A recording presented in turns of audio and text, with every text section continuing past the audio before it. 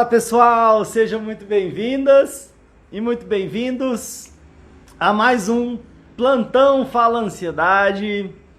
Pedro Costa aqui, estou muito feliz de estarmos juntos. Hoje que é o nosso penúltimo plantão antes da nossa maratona Chega de Crise. Vou confessar para vocês, essa pré-maratona, onde a gente está tendo programa todo dia, quando não é plantão é Fala Ansiedade, quando não é Fala Ansiedade é podcast Chega de Crise, tem sido intenso. Confesso para vocês que tem sido intenso, mas confesso para vocês que tem sido muito bom também. Eu tenho gostado bastante da gente estar com esse contato diário aqui. E a ideia do nosso plantão é justamente o momento que a gente tem para bater um papo. E aí, sem nenhum tema específico, quero saber como é que vocês estão, como é que estão as coisas. É nesse momento aqui do plantão que eu me coloco à disposição para responder perguntas e comentários. E todo plantão que a gente termina só confirma a importância da gente ter o próximo, porque sempre fica aí pergunta, comentário para responder. Então, estamos aqui à disposição. Quero saber se vocês estão me vendo bem. Quero saber se vocês estão me ouvindo bem. Se estiver me vendo bem, me ouvindo bem, pode falar aí o seu nome, da onde você está falando. Já vai preparando aí uma pergunta, um comentário. Fique à vontade para apertar aí no coraçãozinho, sem dó nem piedade. Você está ajudando outras pessoas que podem estar aí de bobeira no Instagram e de repente estão aí sofrendo com ansiedade também. Então você já faz uma boa ação aí clicando no coraçãozinho. Se quiser ainda até fazer uma melhor ação ainda para as pessoas que você curte, as pessoas próximas de você, você pode apertar nessa setinha aí. Tem uma setinha para cima. Você continua aqui na live e você convida outras pessoas. Às vezes tem pessoas próximas de você que talvez estejam tendo desafios também. Deixa eu dar um oi geral pro pessoal aqui e aí estou à disposição de vocês. A Jorge falando de Fortaleza, Ceará, legal. O Célio de Goiânia. Goiânia é mais pertinho aqui, eu estou em Brasília, né? A Sam de Bahia. Legal. Fala Israel. A Juliana de Aracaju. Vendo e ouvindo bem. A Júlia falou aqui, ótimo. Boa tarde. Célio, Amanda, Nádia, Petrúcio, Ana Cláudia, legal.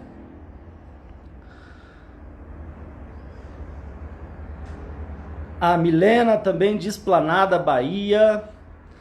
Beleza, gente, muito bom estar aqui com vocês. Petrúcio já trouxe aqui um comentário, então vamos direto aqui ao ponto. Petrúcio disse aqui: depois que tive crise de ansiedade, fiquei sentindo palpitações. Olha, Petrúcio, é uma coisa que acontece muito, né? E é um grande desafio. Além do desafio de sentir a crise de ansiedade, existe um grande desafio que é a sensação de que ela pode vir a qualquer momento logo depois, ou qualquer momento depois. E às vezes isso já vai me deixando meio de sobressalto. Então, como você falou, às vezes já vai me dando uma palpitação, às vezes eu já vou ficando agoniado, e aí qualquer coisinha que eu sinto, parece que eu já vou viver aquilo tudo de novo. A gente teve um episódio do nosso Chega de Crise, do podcast Chega de Crise, só falando do medo, né? Então, às vezes eu fico com medo do medo, ou seja, com medo de uma próxima crise.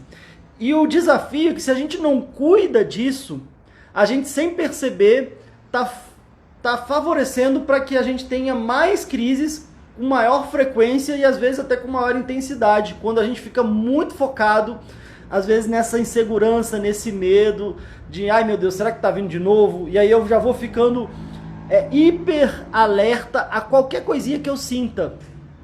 Ai, meu coração, será que eu tô tremendo? Será que tá acontecendo? Será que tá vindo de novo? Então, Uma dica que eu posso te dar, vai lá no meu YouTube, coloca Pedro Costa Fala Ansiedade e assiste esse episódio Medo do Medo, tá? Porque dependendo do que a gente estiver fazendo, a gente pode estar complicando ainda mais esse processo. Então é natural você, após ter crise de ansiedade, estar mais sensível, perceber esses sintomas físicos e emocionais de uma forma mais aguda, de uma forma mais intensa. E aí é importante trabalhar isso. Espero que você já tenha feito a sua inscrição aí na Maratona Chega de Crise. Como eu falei, esse é o penúltimo plantão. A gente domingo vai ter mais um plantão e segunda-feira começa a nossa Maratona Chega de Crise. É um evento 100% online, 100% gratuito. É só você ir na minha bio aqui do Instagram, fazer a sua inscrição. E aí vai ser uma semana de aulas e aí vai ser bem focado para trazer um caminho do que a gente precisa fazer para não ter mais crise de ansiedade. O que a gente precisa fazer para se libertar de uma vez das crises de ansiedade, tá? Então, tudo de bom para você. Ó, o pessoal aqui já entrando, muita gente. Justina, olá, Eduardo, Célio, Anne, legal.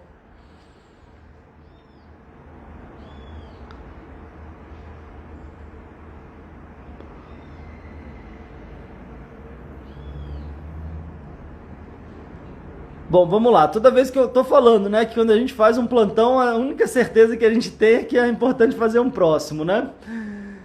A Jorge tá dizendo aqui, como lidar com pessoas que só te criticam, né? Olha, Jorge, a gente até falou um pouquinho sobre isso no plantão de terça-feira. Há um desafio aí em relação a lidar com as críticas. Tem um ponto importante que eu acho que vale a pena a gente falar, é que é o seguinte, às vezes, não sei se é o seu caso, mas às vezes a gente tem um certo filtro ou uma certa peneira com o que vem de fora. Não sei se vocês já perceberam isso. Como é que é esse filtro e essa peneira? É que às vezes o filtro e a peneira, ele deixa entrar algumas coisas e bloqueiam outras. E às vezes a gente não só tem um filtro ou uma peneira. Por exemplo, o filtro, né? A ideia de um filtro de água é que ele passe a água, mas filtre as impurezas. Então ele deixa passar a água e segura a impureza. Se tiver areia, se tiver alguma coisa assim, ele segura no filtro. Às vezes a gente, além de ter um filtro ou de ter uma peneira, que a peneira é o quê? Às vezes ela dá uma peneirada em coisas maiores, né? Então se tem uma pedra ali, passa a pedra que for grande, não passa na peneira. Então entra algumas coisas e não entram outras. Às vezes a gente não só tem uma peneira e um filtro, mas às vezes a gente tem lupa. Sabe aquela lupa que você coloca assim? Maldade, mas quem nunca, às vezes criança, queria botar ali no chão, queria queimar alguma coisa. Às vezes, infelizmente, a gente ia até numa formiga ali, queimar a coitada da formiga. Porque a lupa, ela pega a luz do sol e ela canaliza aquela luz. E ela traz um foco naquela luz que às vezes até queima, né? Você deixar ali o sol com a lupa, ele foca, canaliza ali e às vezes até queima um papel, queimava as coitadas das formigas. Por que eu estou falando isso, Pedro? O que tem a ver? Eu perguntei sobre crítica. Primeiro passo, Jorge, porque eu acho que é muito importante quando a gente está cuidando dos nossos sentimentos, das nossas emoções, quando a gente às vezes precisa se libertar dessas questões emocionais. Eu acho muito importante e muito libertador quando a gente assume responsabilidade da nossa vida. E a gente assume tanto a responsabilidade que até aquilo que a gente vai filtrar ou não. Porque às vezes a gente está fazendo o contrário. Às vezes se eu recebo um elogio, se eu recebo alguém que fala, poxa, que legal, bacana, parabéns, alguma coisa assim, a gente fica desconcertado, não sabe nem lidar. Mas quando vem uma crítica, parece que aquilo entra que é uma beleza. E às vezes eu posso estar com uma lupa para crítica, que às vezes aquilo não só entra, como canaliza e parece que me queima e me derrete por dentro aqui. E às vezes, por que eu tenho esses filtros e essas lupas? Porque depende do que eu estou fazendo comigo na minha cabeça. Então, a minha maior questão aqui é o seguinte: será que você também é uma grande crítica de si mesmo? Porque aí é um grande desafio. Porque se você for uma grande crítica de si mesmo, talvez você possa estar se conectando, tendo esse filtro, esse olhar, esse foco, e parece que tudo que vem é crítica, porque o resto é o filtro, né? Às vezes, sabe quando a gente recebe 10 elogios e não entra, e uma crítica nos derruba? Então isso pode ser um ponto de reflexão para você e para todo mundo aqui.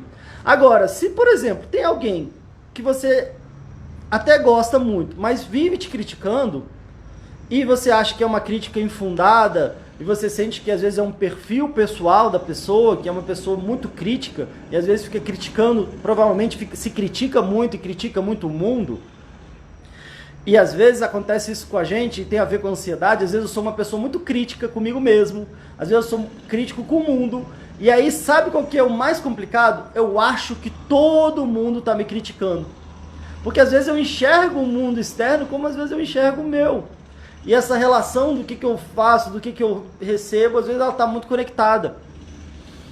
Então esse seria um ponto de atenção. Agora, se por acaso você perceber, não, Pedro, pra mim não tem nada a ver, só é uma pessoa que realmente eu gosto, mas me critica demais. Aí eu acho que vale a pena conversar, falar, olha, fulano, ou fulano, eu gosto muito de você, eu tenho um respeito muito grande por você, mas o que eu tô aprendendo agora é que eu sou responsável sobre aquilo que eu fico absorvendo. Eu sou responsável pelas interações que eu tenho. Então, a partir de hoje, se você for ficar com esse mesmo padrão de vir me criticar, eu vou ter que me afastar de você. Você me desculpa, eu gosto muito de você, mas eu não vou mais ficar recebendo esse tipo de atitude, porque agora eu percebo que eu não mereço isso. Ou é uma relação de bate lá da cá, né? Mas eu não faço isso com você, se for o seu caso. E eu não gostaria que você fizesse isso comigo. E se continuar, infelizmente, eu vou ter que dar um limite aqui para nossa relação, porque eu sou responsável pela minha saúde. Eu sou responsável pela minha vida. Do mesmo jeito que a gente não deixa a porta aberta de casa para qualquer um jogar o lixo dentro da nossa casa. Nossa casa não é lixeira. Nossa cabeça também não. E ao mesmo tempo, se a gente se sente refém do mundo, é porque às vezes a gente não esteja se impondo o suficiente para dar limites. Ó, desse jeito, eu não vou mais aceitar isso. Te desejo tudo de melhor, não tô querendo te julgar não, segue a sua vida do jeito que você achar melhor. Mas se você vier com essa energia pesada, me criticando o tempo inteiro, eu infelizmente vou ter que dar um limite aqui na nossa relação, porque eu não quero mais... tô querendo dar um limite aqui, agora eu vou fazer um filtro ao contrário, eu vou me abrir para aquilo que eu achar que for me ajudar, que for bem-vindo, que for algo positivo. Se você quiser, talvez, construir uma crítica construtiva, né? Só que normalmente, às vezes são mais críticas destrutivas de quem está fazendo menos que você, né? Então, se for o caso, talvez valha a pena até filtrar se vale a pena dar atenção ou é importante dar um limite, mas eu iria por aí, tá bom? Vamos lá.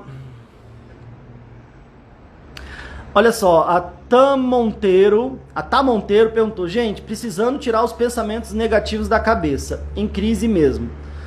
Tá, primeira coisa que eu queria te perguntar aqui, você assistiu o nosso podcast Chega de Crise de ontem? Ontem, quarta-feira, o nosso podcast Chega de Crise foi exatamente como lidar com os pensamentos negativos.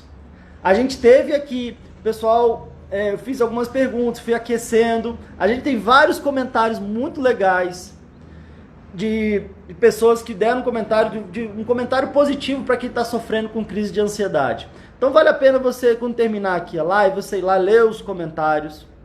Inclusive quero agradecer quem comentou. E é interessante isso, né? As pessoas generosas, às vezes são pessoas que estão sofrendo com crise de ansiedade também, e conseguem às vezes dar uma palavra amiga, uma palavra otimista, inspiradora para o outro, que talvez até o que eu escrevi lá seja uma coisa boa para eu ler. Então volta lá, tem mais de 30 comentários. Eu nem tive tempo confesso para vocês que eu nem tive tempo de responder os comentários, mas olha lá, são vários ótimos.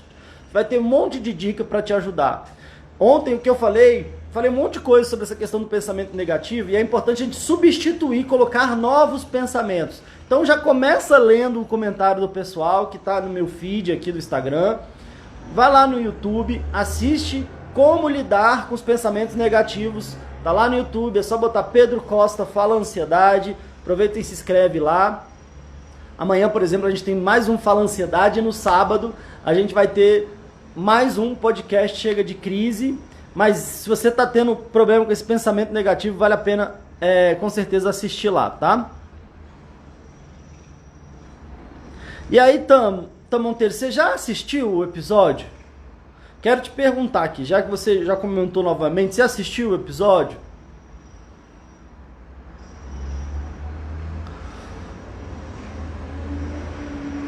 A gente já falou aqui sobre algumas coisas e eu sei que às vezes um grande sofrimento, às vezes vem um desespero. E às vezes muita gente quer acabar com o desespero e às vezes acaba não vendo uma saída para lidar com a dor, com o sofrimento, com o desespero. E aí às vezes pensa numa saída drástica, que é quase quando você tem um animalzinho de estimação e você quer matar o seu bichinho porque ele pegou pulga. Então não vou nem reproduzir aqui o seu comentário, te desejo tudo de bom, te desejo que você busque uma ajuda. Muita gente que está desesperada fala assim, eu tentei de tudo, mas na verdade às vezes eu estou com a minha cabeça às vezes meio focada só no meu sofrimento e às vezes eu não percebo que existem muitas saídas. Do mesmo jeito que você tiver um bichinho de estimação e achar que o jeito de matar a pulga dele é matá-lo, com certeza, só de a gente falar isso dá um aperto, uma dor no coração. Outro dia a gente ficou falando aqui, todo mundo foi falando o nome do bichinho, foi ótimo isso. Então eu te aconselho primeira coisa de lidar com o pensamento negativo é você perceber que você é responsável por eles e começar a fazer essa transformação. Assiste lá o episódio, depois você vem comentar aqui do que você achou pra gente, tá joia? E tudo de melhor pra você.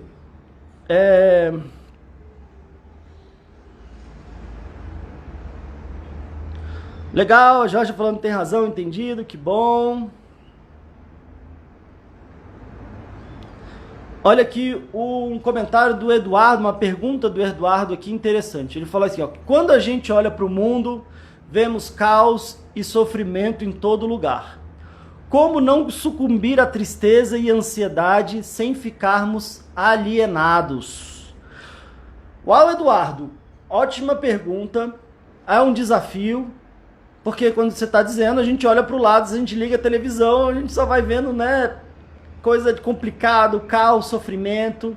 Ao mesmo tempo, como você falou, como não sucumbir à tristeza, como não ficar muito triste ou muito ansioso.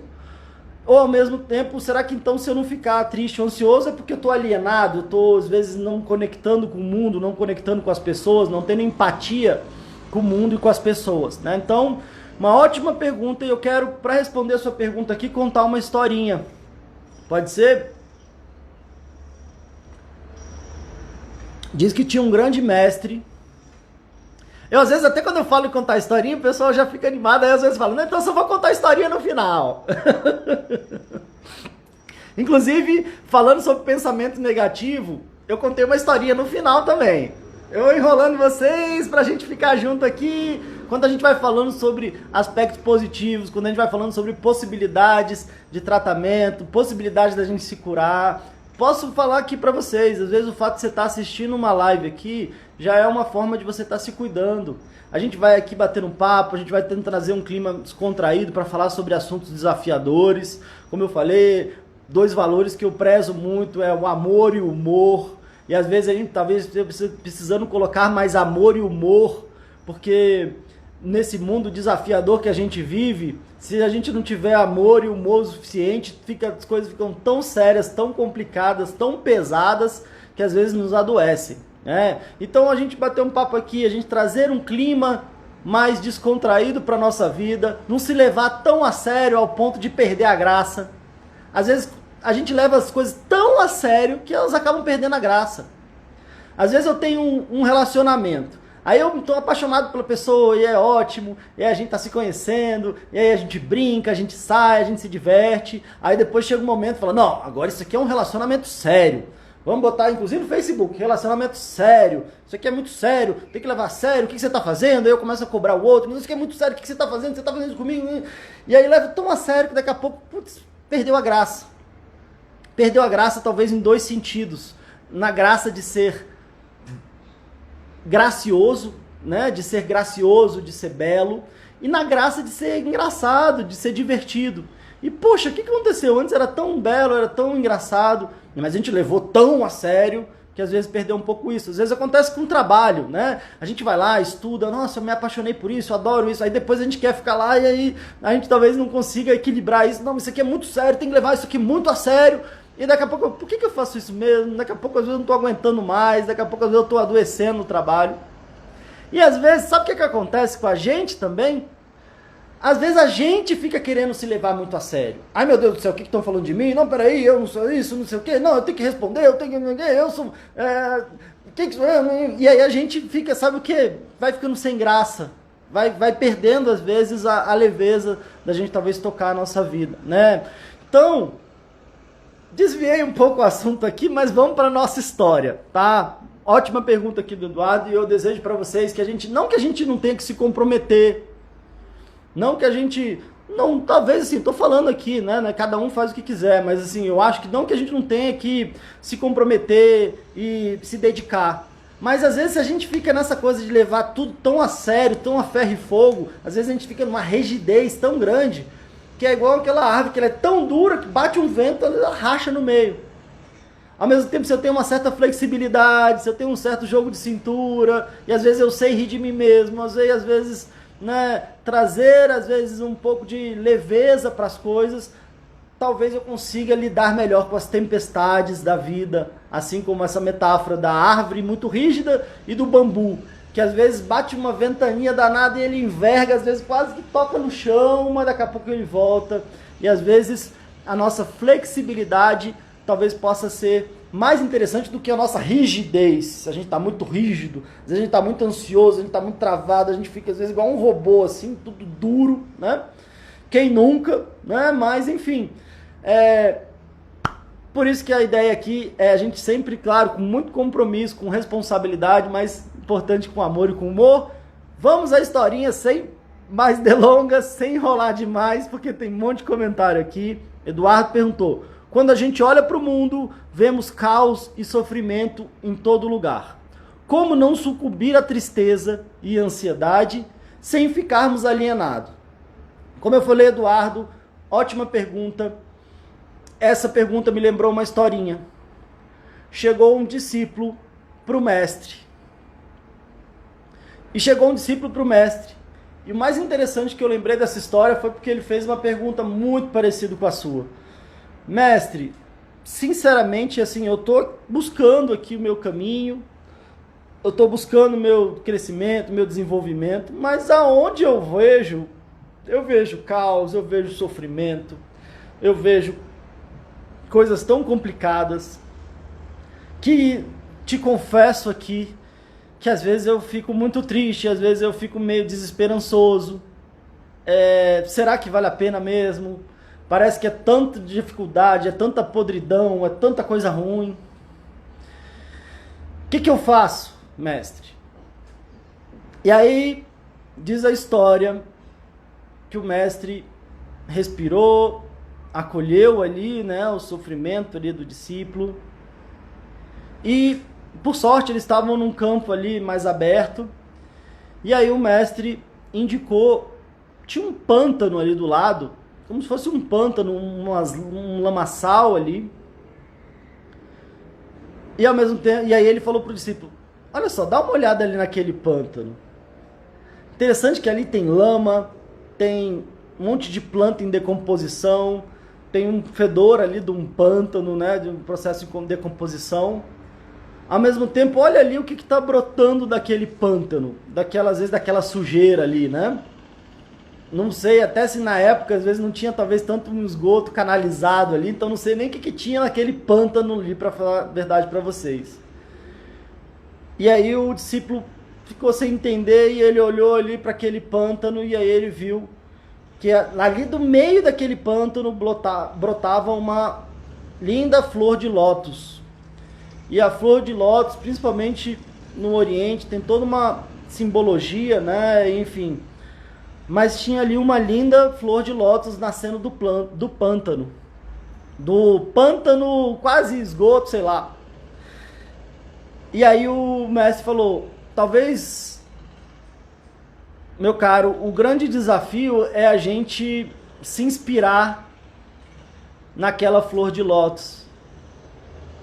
Que não só ela não ignora o pântano, ela não ignora o fedor ali do pântano, das plantas e outras coisas em decomposição, mas ela inclusive se utiliza daquela daquelas coisas, daquelas matérias orgânicas, daquela complicação toda, para florescer e ainda exalar o seu perfume. Então, talvez, para responder essa pergunta, Eduardo, talvez a gente possa também se inspirar nessa historinha de como é que a gente, de verdade, como você falou, não que a gente fique alienado e agora, não, tá tudo mil maravilhas, não tem problema nenhum. Mas como é que às vezes a gente imerso em grandes desafios, não pode inclusive utilizar aquelas circunstâncias complicadas para o nosso crescimento, para o nosso florescimento, e quiçá ainda que a gente possa exalar o nosso perfume. E se a gente for pensar, e às vezes também seguindo essa linha mais poética, mas talvez não tão poética assim, as nossas dificuldades, as complicações, às vezes podem ser grandes adubos para a nossa vida, né? E aí, querendo respeitar todo mundo aqui, mas às vezes as grandes M's da vida podem ser grandes adubos dependendo de como a gente lida. Se a gente deixar num saco e deixar no meio da nossa sala, vai ser um terror. Agora, se a gente colocar numa composteira, colocar coisa orgânica e às vezes utilizar bem ali um adubo pode ser um ótimo alimento para as plantas que podem depois florescer e gerar frutos e alimento para a gente. E ao mesmo tempo na nossa vida, quando a gente lida com as dificuldades, com as crises, com as coisas complicadas, e a gente se permite não fugir delas, mas também não se contaminar ao ponto de se afundar nelas, mas às vezes a gente pode tirar ali algum crescimento, algum movimento, alguma coisa que nos ajude a crescer, que nos ajude a contribuir. Talvez no mínimo eu possa falar, bom, eu não quero ser a parte do problema, eu quero talvez ser a parte da solução. E às vezes eu posso imaginar que no mundo com grandes dificuldades, talvez possa ser um chamado para que eu possa contribuir para a melhoria desse mundo, assim como imagina que talvez uma flor de lótus ali crescendo, exalando seu perfume, contribua ali para aquele ambiente. E ao mesmo tempo, Eduardo, uma coisa que acontece muito, que eu falei também ontem nesse nosso episódio, como lidar com os pensamentos negativos, é que às vezes a gente tem uma propensão para captar mais aquelas notícias complicadas. Eu entrei em detalhes do porquê disso, às vezes em relação até à nossa evolução como espécie. Era importante a gente captar os problemas, porque às vezes o problema tinha a ver com a nossa sobrevivência. E ao mesmo tempo, se a gente for olhar com mais carinho, a gente vai ver tanta gente bacana, tantas pessoas contribuindo, tantas pessoas querendo ver um mundo melhor, tantas pessoas se importando com os outros, tantas pessoas às vezes... Eu, sinceramente, tive muitas aulas assim de generosidade, de empatia, lidando às vezes com comunidades às vezes muito carentes. Que é aquela pessoa que mal tem, às vezes, um teto para si mesmo e, de repente, quando, às vezes, um tio morre lá não sei aonde e vê que, de repente, os sobrinhos não têm onde ficar, não pode trazer aqui pra gente, a gente vai acolher, onde dorme 1, dorme 2, onde dorme 5, dorme 10, a gente vai acolher, eu vou ter sensibilidade aqui, às vezes, de dividir o que eu tenho hoje aqui com alguém. E às vezes a gente vê muita história bacana, muita história de superação, muitas pessoas às vezes com um desejo genuíno de contribuir, de ajudar, só que às vezes isso não vira tanto notícia assim. Então, talvez a gente possa sim utilizar das coisas complicadas para florescer e para crescer, mas talvez a gente possa ajustar o nosso olhar para não deixar passar também situações, pessoas e coisas às vezes maravilhosas na nossa vida também, que possa nos alegrar, que possa nos motivar, que possa fazer com que a gente queira também se incluir nesse movimento e se inspirar com ele e tocando barco. Beleza? Obrigado pelo seu comentário aqui. E vamos nessa.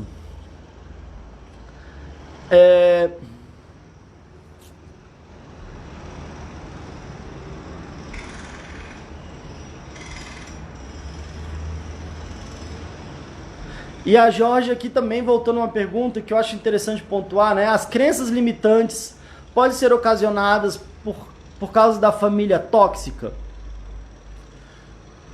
Jorge, de novo eu quero voltar um pouco aqui ao assunto, porque sempre me preocupa quando a gente vai colocar esse problema no outro. Então o meu problema é que minha família é tóxica, o mundo é tóxico, né? Às vezes está alinhado com essa pergunta. às vezes, sinceramente, o que eu acredito é que talvez esteja todo mundo dando o seu melhor ali, com os recursos que tem, no contexto que está inserido. Talvez sim, eu venha de um ambiente onde seja mais pesado de julgamento, de crítica, de dor, de sofrimento. E às vezes são pessoas ali tentando sobreviver na selva, com as lutas delas, com os desafios delas, com os que elas passaram, com o que elas viveram lá de trás. Então, às vezes eu tenho muito cuidado quando a gente coloca, às vezes, um peso de um julgamento, e ainda mais se for para nossa família, né? Porque, mal ou bem, a nossa família é da onde vem a nossa vida, é da onde vem o nosso, né, a possibilidade da gente viver a nossa vida. É claro que, como eu disse, como adultos responsáveis, a gente pode dar limite. Se for o caso, a gente pode, inclusive, até se afastar, se for o caso, como a colega citou aqui. Mas, às vezes, é ideal a gente se afastar não com uma carga de julgamento, de condenação, ao ponto de eu falar, é porque minha família é tóxica, fulano é tóxico, tudo. Porque, às vezes,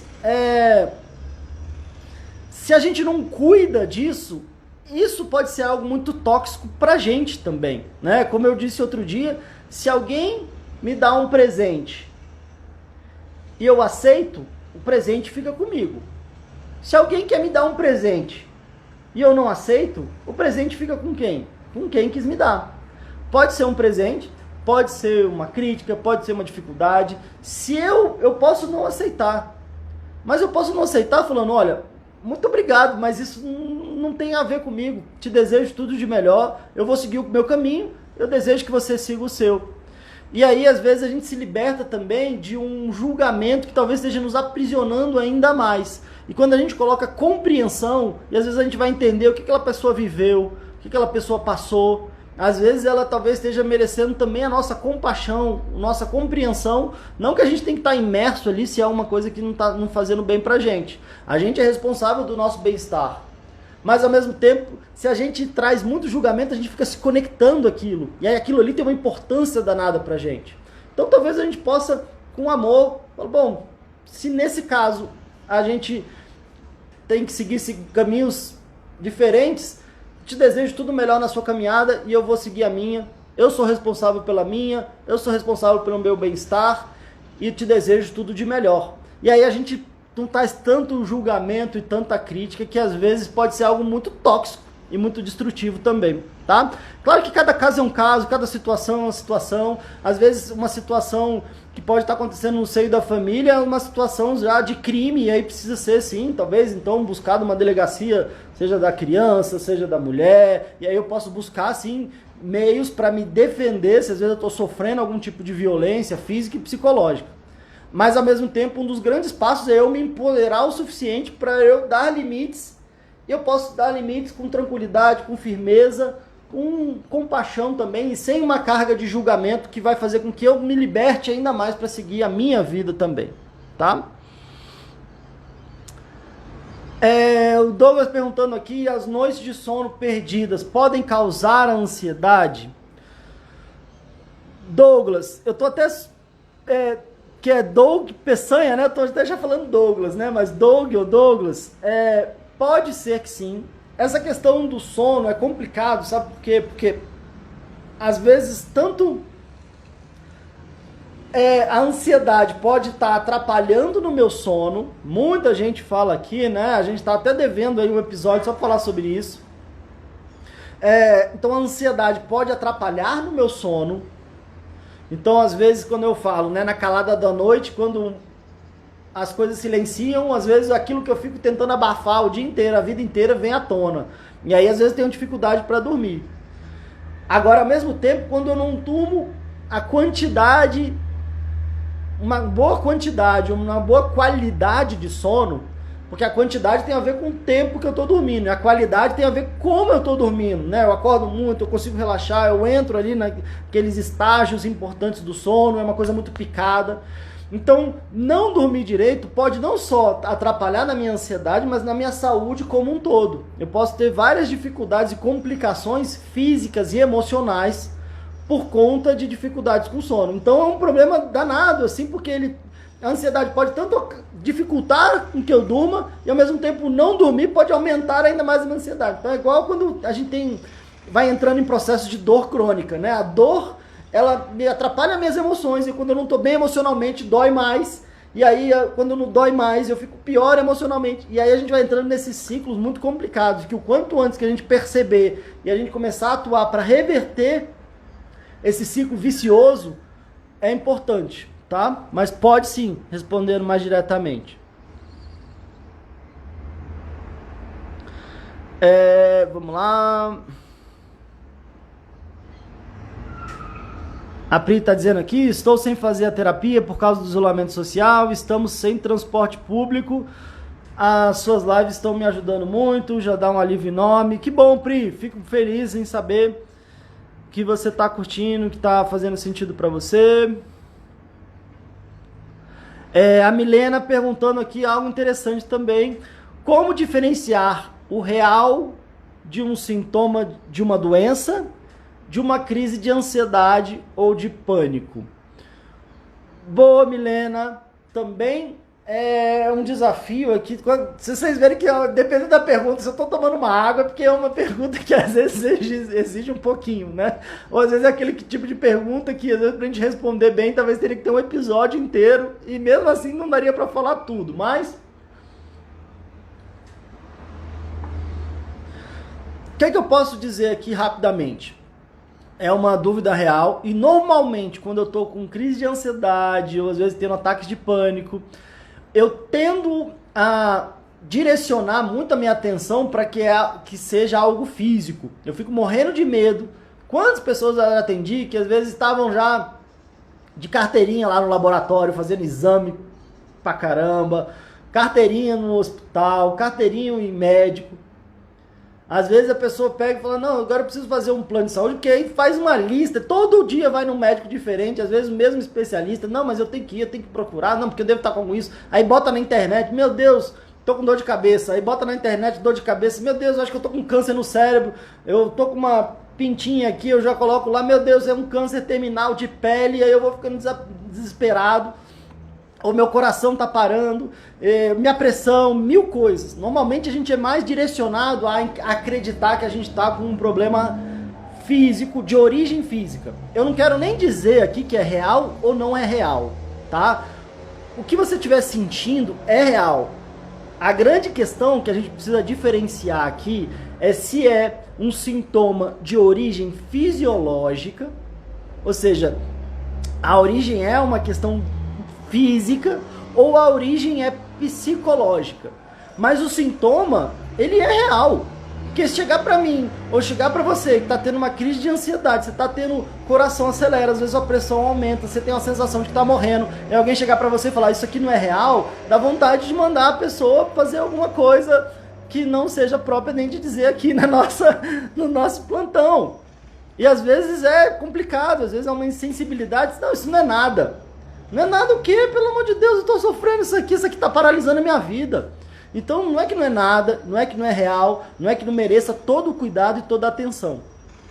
Agora, é importante eu perceber se eu tô cegamente falando, não, é no meu corpo, e eu tenho que, se eu tô com uma dor no estômago, não, eu tenho que resolver no estômago, eu tenho que resolver na garganta, eu tenho que resolver na cabeça, eu tenho que resolver nas costas, eu tenho que resolver no intestino, eu tenho que resolver sei lá onde, e às vezes eu até posso buscar um apoio médico, só que depois é importante eu perceber que as minhas emoções são capazes de gerar sintomas muito sérios também, e às vezes desenvolver problemas físicos, mas com uma origem emocional. Então, cabe aí um bom senso, cabe talvez a gente, como a Raquel comentou aqui no nosso Fala Ansiedade, parar de fugir, porque às vezes eu ficar fazendo 1 milhão de exames pode ser uma forma de eu fugir das minhas emoções, mesmo de forma inconsciente. Às vezes eu já sei que eu passei, engoli um monte de coisa, às vezes eu já ouvi live, eu já vi esse Pedro falando isso 500 vezes, mas eu tô ignorando, porque vai que ainda é um troço que eu tenho aqui dentro que esses 10 últimos exames que eu fiz, os 10 últimos médicos que eu fui ainda não viram, e de repente, e aí eu tô ignorando um elefante na minha sala. Mas eu acho que o problema está lá no fundinho ali de alguma coisa que eu não vi ainda. Então cabe um bom senso, cabe sim eu buscar primeiro, às vezes, um apoio médico, e ao mesmo tempo cabe depois eu perceber que, de fato, as minhas emoções podem estar causando sintomas muito sérios, que se não tratados viram problemas físicos, e ao mesmo tempo, se eu não trato as questões emocionais, eu vou ficar remediando aquilo. Dor no estômago, por exemplo, é muito comum. Às vezes eu vou tendo uma ansiedade, aquilo ataca o meu estômago, e aí vai me dando gastrite. E às vezes, se eu não cuido da gastrite, aquilo pode complicar mais no estômago. Agora, tem gente que eu acompanho que toma remédio para gastrite para o estômago a vida inteira e também não resolveu. Porque está ignorando um aspecto emocional e psicológico que quando a gente não atua, às vezes a gente não atua nas causas, a gente quer ficar só remediando os sintomas. E uma frase que eu gosto muito, que eu tenho falado bastante, é que se a gente vai tratar o sintoma, a gente tem um alívio. Se a gente vai tratar as causas, a gente se cura. Então, cabe a nós perceber, e eu... Às vezes, assim, sabe o que eu tenho uma sensação? Que tem gente que realmente não tinha a menor ideia. E às vezes não tinha a menor ideia mesmo. E aí quando alguém fala, poxa, isso pode ser emocional, sério? E aí eu vou lá, trato minhas emoções e me liberto daquilo. Mas tem gente que já sabe, mas não tá querendo às vezes acreditar, tá preferindo não mexer em certas coisas. Dependente de for o seu caso, a gente tá aqui para trazer a realidade, pelo menos a realidade do que a gente acompanha, de muita gente que a gente acompanha, e que às vezes demora anos e anos e anos buscando tudo quanto é exame, tudo quanto é médico, para depois buscar um apoio psicológico, e às vezes se surpreende, nossa, agora de verdade, né, agora eu não estou sentindo mais isso, que estranho, né? Então cada um tem o seu tempo, cada um tem o seu momento. Vamos lá...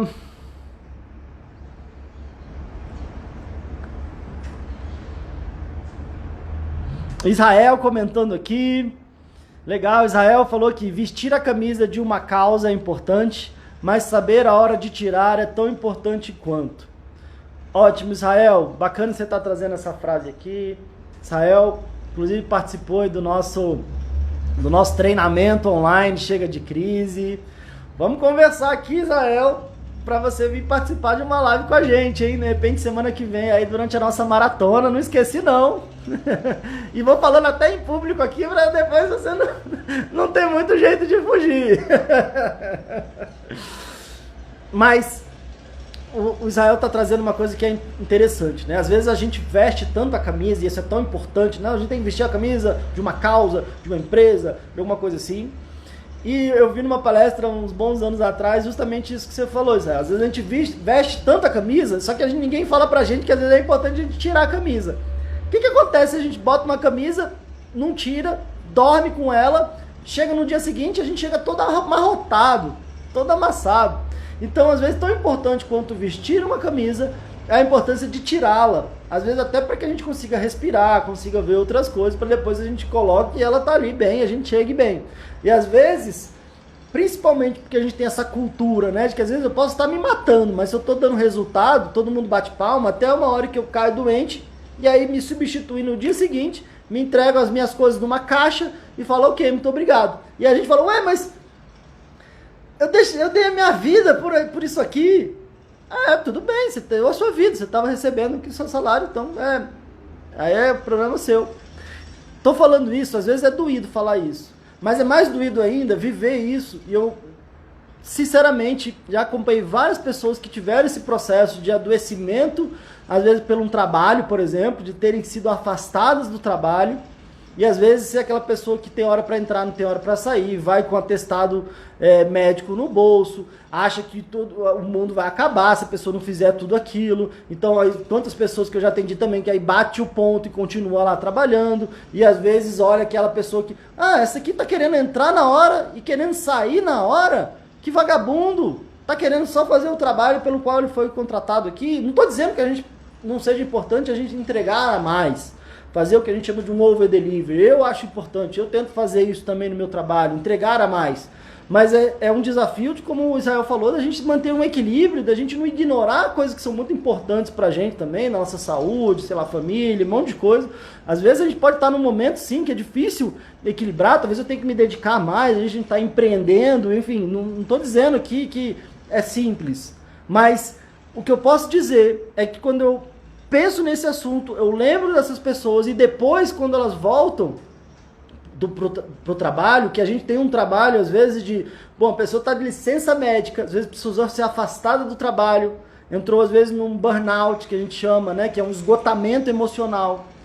E aí é importante que a pessoa, às vezes, se afaste daquele ambiente, às vezes consegue melhor, pior, enfim, como ela se afasta.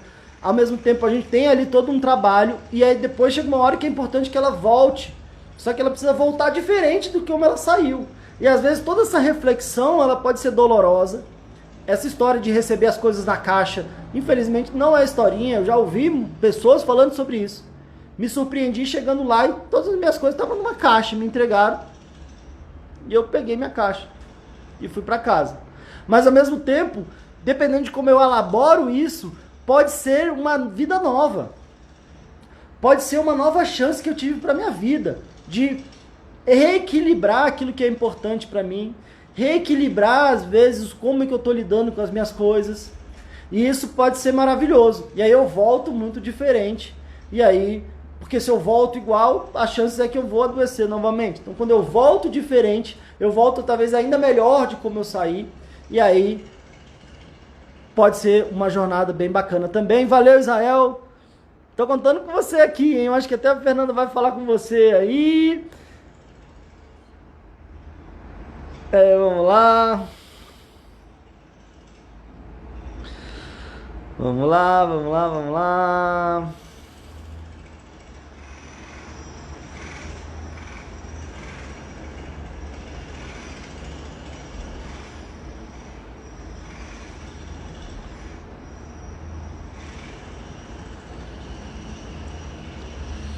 Silvana perguntando aqui, boa tarde. Estou com... Deixa eu até ver o nosso horário aqui, porque sinceramente eu me empolgo aqui. Tá, então já são 1h52. A gente tem alguns minutinhos. A Silvana está dizendo, boa tarde. Estou com crise de ansiedade, vivendo um luto pela perca de um animal de estimação. Como superar? Silvana, primeiro, meus sentimentos pela sua perda.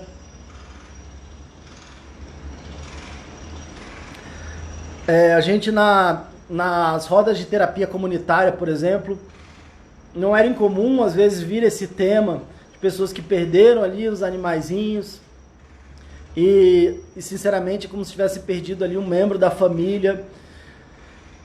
Eu quero falar alguma coisa que possa te ajudar nesse processo de luto. E eu lembro também de uma pessoa que eu atendi há vários anos atrás, e que aí eu, enfim, já tinha, né, essa situação de acompanhar pessoas que tinham perdido, assim, animais de estimação, como você falou.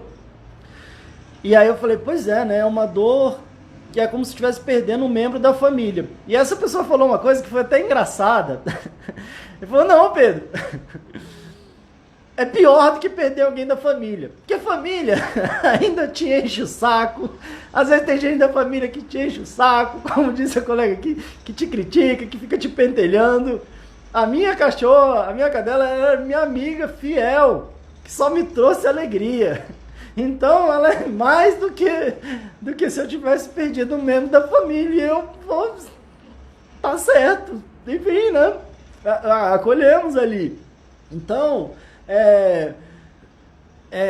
E é de fato isso, né? Uma pessoa às vezes tão próxima, uma pessoa que talvez passou ali por tantas situações comigo, às vezes uma pessoa que sem falar nada, uma pessoa, não, às vezes um animal, mas assim, um companheiro ou companheira que às vezes sem falar nada tinha a habilidade de captar exatamente o que eu estava sentindo, de me dar às vezes exatamente o que eu estava precisando, às vezes de uma companhia, de um carinho, de estar junto, de ficar quietinho ali do meu lado me olhando. Isso às vezes até traz uma reflexão de que muitas vezes não é só com palavras que a gente pode auxiliar, e talvez os animais de estimação estão aí para provar isso. Agora, Silvano, o que eu posso te falar é que, e aí, para todo mundo que talvez tenha perdido um animalzinho, ou perdi 2 vezes alguém que você tinha um apreço muito grande, tinha uma estima muito grande. É que talvez o desafio seja trazer um espaço de amor, de felicidade, de gratidão no seu coração por esse companheiro ou companheira. Silvana, se você estiver me vendo aqui, acho que vai ser a última comentário aqui, a gente já está de final. Como é que é o nome? Ixi, já tinha tanto comentário aqui depois. Como é o nome do seu bichinho? Ou bichinha, como é que era? Ela falou, exatamente, pois é. Fala aqui pra gente como é que era o nome dele ou dela. Eu vou falando aqui e já baixei aqui pra você comentar como é que era o nome dele ou dela, tá? Mas serve pra todo mundo que eventualmente era Dori. Dori Maria. Ó, esse tinha até sobrenome, é nome composto, Dori Maria. Então, Silvana, com emoção aqui, mas com muito carinho, talvez a minha sugestão é que você traga dentro do seu coração um espaço de alegria, de amor, de carinho, um espaço de conexão, para que a Dori, que foi sua companheira, e quantas coisas, se a Dori falasse, né? Ao mesmo tempo, traga com carinho, com emoção, esse espaço de alegria, de felicidade.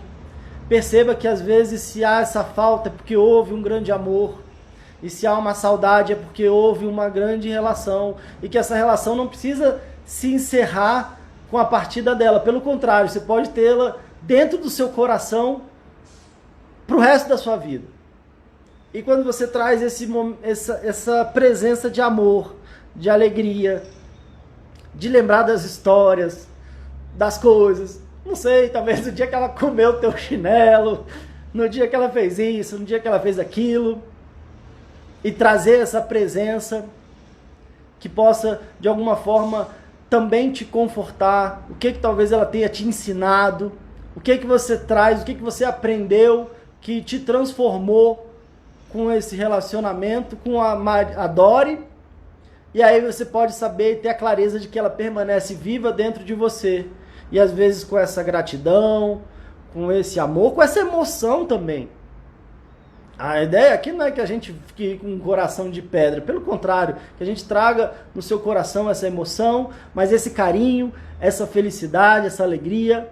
Imagine como é que ela gostaria de te ver. Imagine se ela pudesse falar, o que ela falaria para você. Imagina o que ela falaria para você. Você pode lembrar e lembrar do rostinho dela, rindo, pulando, fazendo alguma coisa com alegria, e traga isso dentro de você. E talvez isso possa te ajudar, assim como alguém que de repente perdeu, talvez aí algum amiguinho querido, amiguinha querida, algum amigo, algum parente, alguém que fez importância para a sua vida, trague com um espaço de amor, de felicidade, de gratidão. Imagine como é que essa pessoa gostaria de te ver agora. Imagine o quanto que você aprendeu com ela e ela, nesse caso, permanece viva com você. E talvez com esse exemplo de carinho, de amor, talvez até te convide a colocar então mais carinho, mais amor, mais energia, mais alegria. Imagina o quanto que quando você chegava em casa ela ficava. Então traga isso para você, para sua vida, deixa ela viva dentro de você, e eu acho que isso pode te ajudar, tá bom? Gente, beijão para vocês. Como eu falei, é danado. Todo plantão só dá a clareza de que a gente vai ter o próximo. A gente tem um penúltimo antes da maratona Chega de Crise, que começa na segunda-feira. Domingo a gente tem mais um plantão aqui no Instagram. Amanhã a gente vai falar sobre uma coisa que não sei vocês, tá? Não sei vocês que estão acompanhando aqui. Provavelmente vocês não. Mas muita gente que eu converso fala assim: eu não tenho dinheiro para tratar minha ansiedade, Pedro. Acho ótimo, acho lindo, mas eu não tenho dinheiro para tratar minha ansiedade. Se for o seu caso, aqui não, aqui tá todo mundo com dinheiro sobrando, né? Aqui tem todo mundo com tempo sobrando, dinheiro sobrando. Mas eventualmente tem muita gente que fala, Pedro, não tenho dinheiro para cuidar da minha ansiedade, para tratar a minha ansiedade. E aí tem coisas que a gente pode falar sobre isso. Então no nosso episódio 76, a gente vai falar sobre isso. E aí, eu não tenho dinheiro para tratar a minha ansiedade. Então vamos ver o que a gente pode falar sobre isso. Vai ser gratuito. Vai ser amanhã, à 1 da tarde, nosso episódio 76 do nosso Fala Ansiedade. Estamos terminando a nossa pré-maratona. Se você tá de bobeira aí, nos últimos, acho que 10, 12 dias, a gente tá tendo programa todos os dias. Se você ainda não acompanhou, seja aqui no Instagram, no YouTube, faça uma maratona. Faça uma maratona aí no final de semana, para que a gente chegue com força, com energia na nossa maratona Chega de Crise, que começa na próxima segunda-feira, dia 8, e vai até o dia 15. As inscrições estão na minha bio, que é a minha biografia do Instagram. Você vai lá, clica lá, se inscreve gratuitamente na nossa maratona Chega de Crise, e aproveita aí. Hoje ainda é quinta, amanhã é sexta-feira, a gente tem o episódio 76. No sábado a gente vai ter o episódio número 7 do podcast Chega de Crise no YouTube. E no domingo a gente tem mais um plantão Fala Ansiedade, que vai ser na véspera da nossa maratona. Gente, beijo pra vocês. Ótimo dia. Tudo de melhor. E a gente se fala até amanhã, se for o caso. No Fala Ansiedade, aqui 1 da tarde, ou a gente vai se falando por aí também. Beijão pra vocês.